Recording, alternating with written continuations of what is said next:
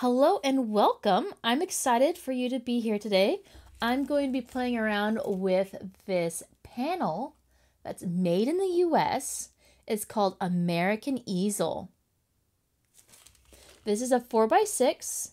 It is 1 5/8 deep, 1 5/8 inches deep. It has clear gesso on it, so we're going to play around with this.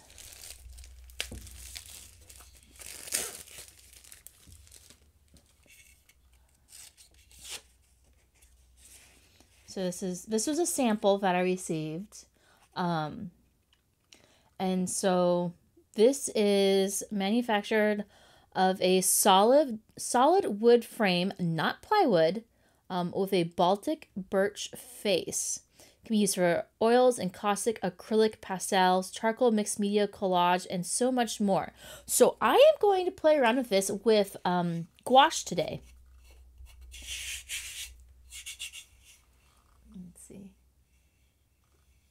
There's some slight tooth to it because of the clear gesso. That's okay. And what I'm going to paint on it today, I've been collecting these little feathers on my walks. And so I thought it'd be cool maybe to paint 1 or 2 of them on this panel. I'm kind of gravitating towards this really classic white and black one. I think I got this one along the coast. I don't really remember. I should remember to make notes of where I find these feathers in the future. But first, I think I'm going to grab a little bit of sandpaper and smooth this down. So the sandpaper I'm using today is 320 grit. So the higher the number, the more fine it is. So I'm just going to gently sand this.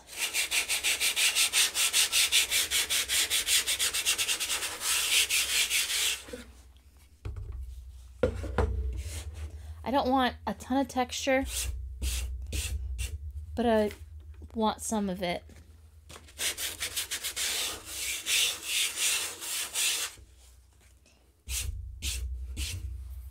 Okay, clean off this dust. Let's take one of my older brushes.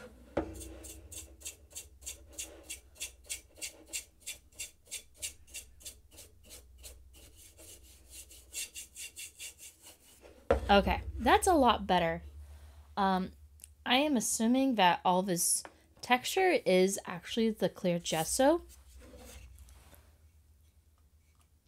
but I didn't want it super textured. So I knocked down the high points with my sandpaper. Okay, so let's get to sketching. I'm going to use just a normal drawing pencil. This is a 2B. And so if you're not familiar with drawing pencils, there's typically B's and H's. And the B's are softer and the H's are harder. And so the higher the number, the more soft or more hard it is. This one's only a 2B, so it's not like super hard. So I think, yeah, let's just do this guy, maybe this guy. I also really like that guy and that guy. Gosh. You know, part of art is making choices, and sometimes choices are hard to make. I think I'll just draw him there, and then I can paint something else later if I want to. So I'm going to put him here so that I can look at him.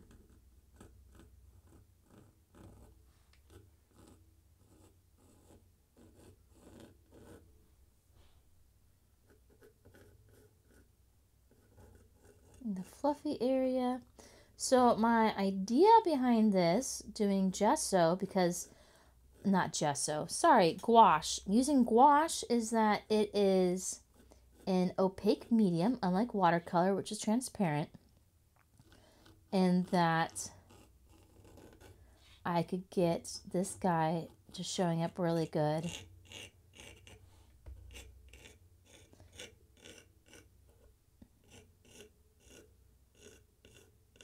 So I don't want to overdraw and have all my pencil lines showing. Okay, there's that. So let's get out some paint now. I have my little travel palette. And before sitting down, I spritzed all of this with water so that if they dried out a little bit, it would be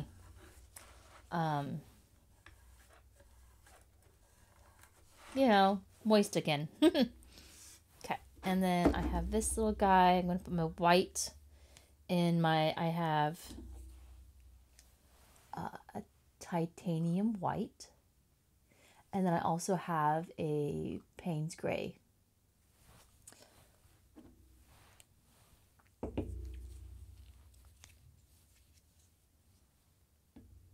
Just a little dab will do ya.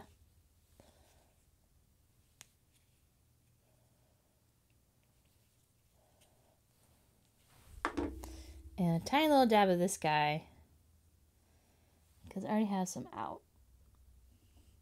There we go. Let's just do some white and start here.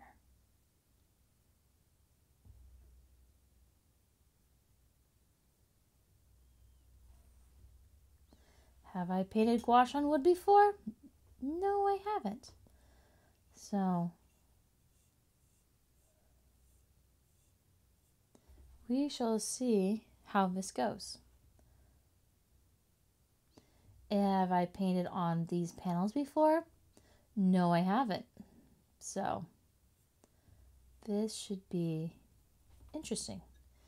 I'm already thinking like how I would seal these. I have some wax sealant type stuff that I've used in my sketchbook before, but I have not used it before on wood and with clear gesso. And I do have my own clear gesso that I have used for painting acrylic on wood. I wanted the wood grain to show, but I haven't done gouache. And I've been wanting to do gouache. I'm like, well, you know what? I got these little guys as a sample for free from an event I went to. And so why not play around with it? And the brushes I decided to use today are from Amazon. And I will link them in my Amazon storefront. And so if you guys want to try them, you can definitely do that. So with the woods showing in the background, I really can't go past where I want the paint to be, because if I go past, I can't really erase it.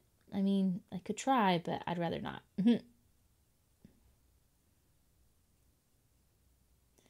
Trying to be careful with how I am doing my layers as well, because I don't want them too clumpy.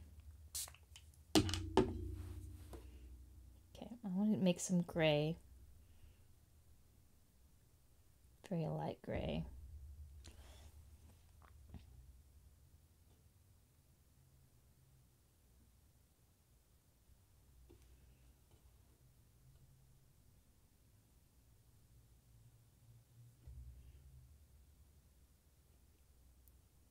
There we go.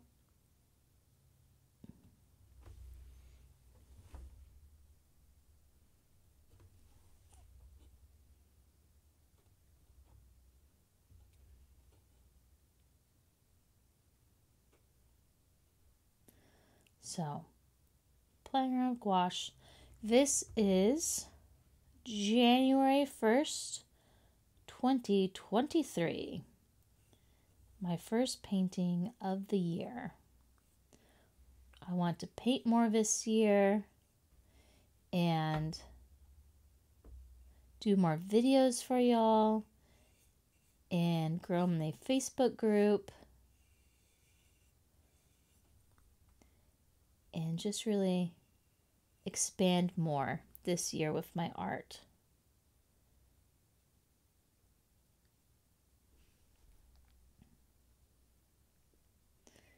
I feel like this is the year for art. We've had the art studio situated pretty well past year. Going around and playing around with what I can do in here. And then the videos, I'm going to work on having live painting classes. So before the pandemic, I used to do in-person watercolor classes. And since the pandemic, a lot of locations that I taught classes at, they kind of changed their business model. And unfortunately, they either, one place in particular, they stopped having the place to teach classes in. I'm going to close this one since I'm not, well, take a little bit brown. I can eat a little bit brown, I think. There we go. Anyways, one place in particular that I'm thinking of, they got rid of their workshop location, which they had pre-pandemic.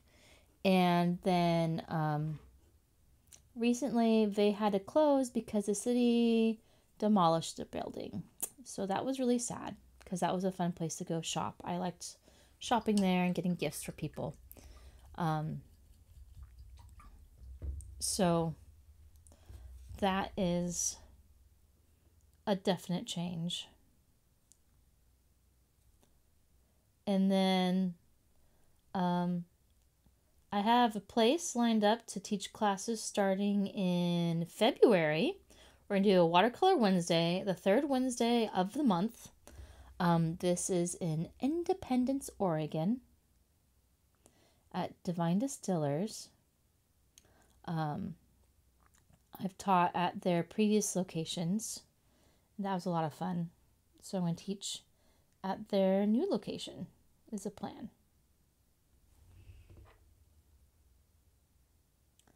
And the plan is to do it once a month. Do a regular thing. So I'm really excited for that. Been working with the owner, planning things out. So the first class will be the day after Valentine's Day, and we'll be painting peony bouquets. And then after that class, we'll be doing a different theme every month. So that should be a lot of fun. And then I'm working with, she pretty much called a general store. It's her little shop in St. Paul, Oregon. And working with her and figuring out when to do classes there as well. That should be a lot of fun.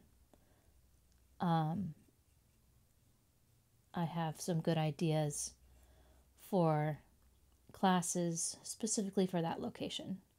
So if you own or know anyone that is looking to have watercolor painting classes in the Willamette Valley in Oregon, please have them reach out to me because that is one of the things I want to do more of this year.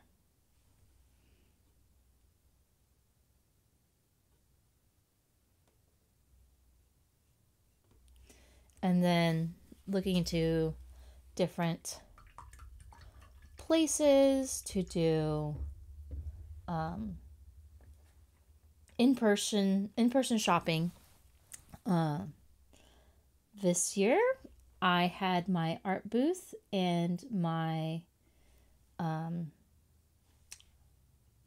product shop called Western Rose Co.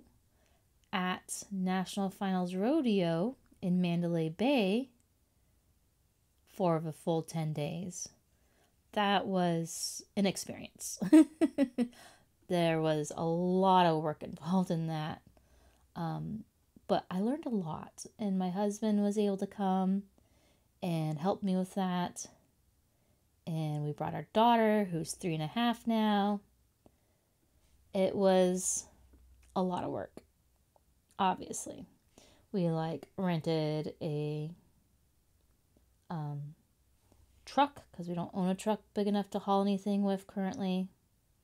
And I rented a trailer, of course, to haul everything. And we drove all the way down to Las Vegas in 2 days. Set up. And then did the show. And then took everything down. And then drove home in 2 days. And we drove home the longer way because of snow. Snow was on the roads in the original route we took. So we changed our route so we didn't have to drive in the snow, because I bought chains for the rental truck. And I kind of wanted to get my money back when I returned them.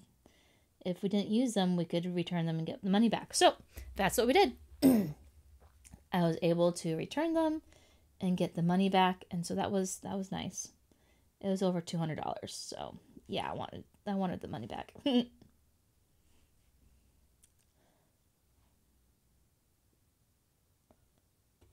I'm liking this feather. We'll see how it looks. And I like this brush too. I haven't gone to any of the smaller sizes. This brush comes to a very nice point. And so I can get a lot of fine details in this painting with this brush. So that's a nice little surprise.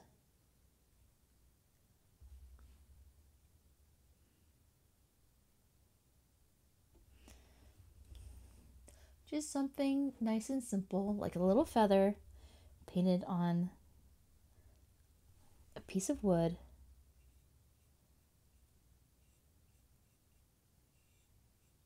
But trying different mediums on wood than I usually use.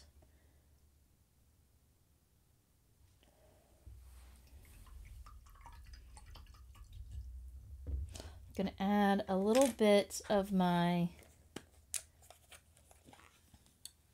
yellow ochre type color.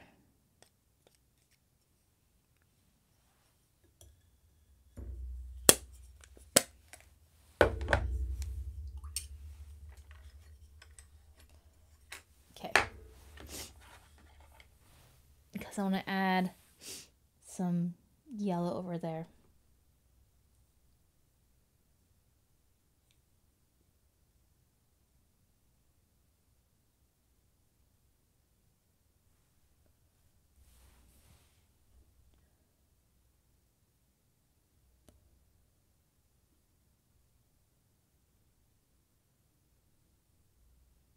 I'm really glad I sanded this first before painting on it, because the texture is definitely showing through from the wood underneath.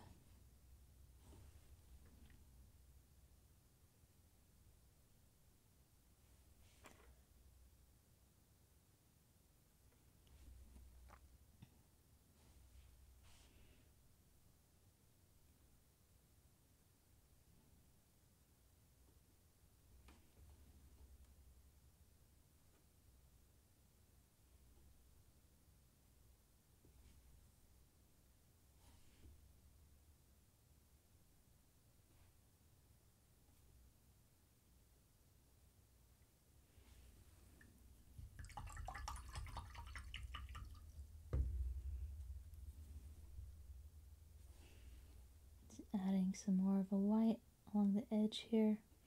I really don't know parts of a feather, or else I'd point them out for you.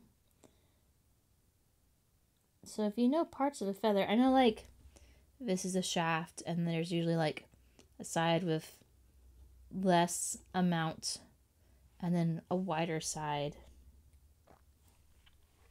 But that's really all I know.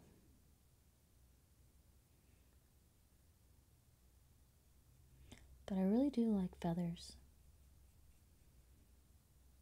There's really just like something, I'd say like a magical quality about them.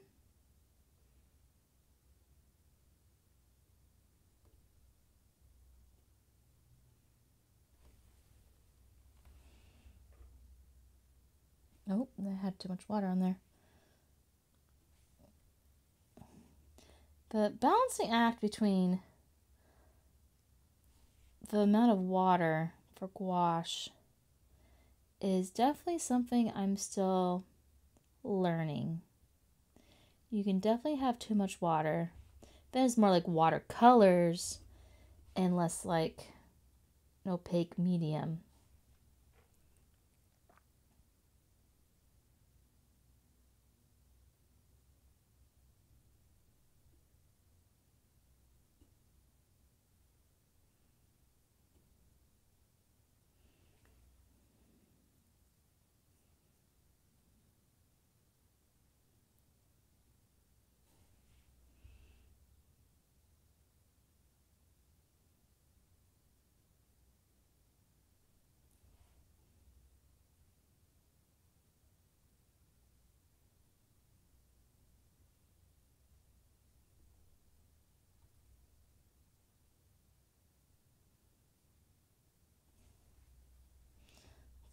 Really concentrating now. When I get quiet, it's because I'm like concentrating on what I'm working on.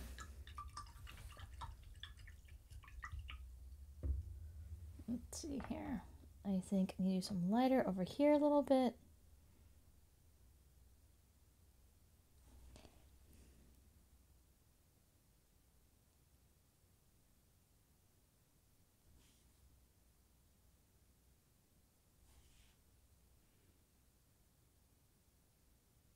So this is kind of like a slightly dry brush technique I'm using.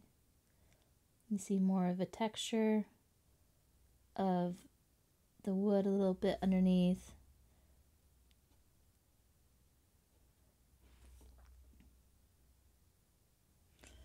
And then let's get some more of that white. Fluffed up a little bit. For the fluffies. Like I said, I don't know the parts of a feather. But I think I am almost done with this guy. Nice quick little painting to start the new year. Kind of talk about what I want to work on this year and where I'm going. So here is the little gouache painting, and I'm going to let this dry all the way, and I might paint another feather or just leave it like this.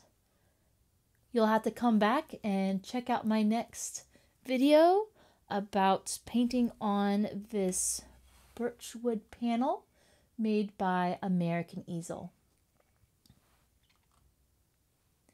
You can tell it's still quite wet. But thank you for watching, and if you like this video, please give it a thumbs up, and don't forget to subscribe and sign up for notifications to learn about when my next video is available. Happy painting, friend!